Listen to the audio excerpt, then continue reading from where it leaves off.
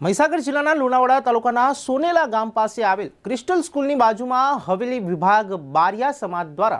નવા વર્ષને લઈને સ્નેહ મિલન કાર્યક્રમનું આયોજન કરવામાં આવ્યું હતું।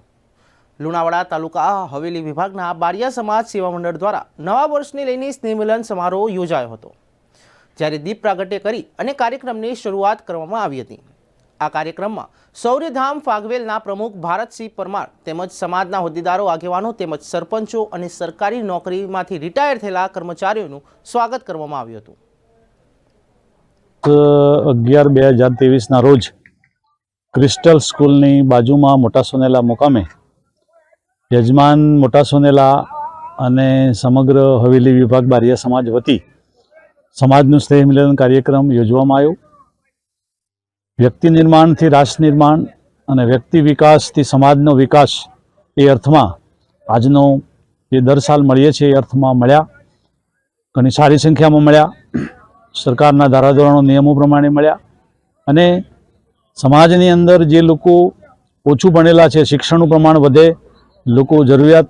સમાજની માંગ પ્રમાણનું શિક્ષણ મેળવે, સમાજની અંદર જે ખોટા ખર્ચાઓ અને જે કુરિવાજો છે એ ઓછા થાય, મરણની અંદર ખોટા ખર્ચાઓ ઓછા થાય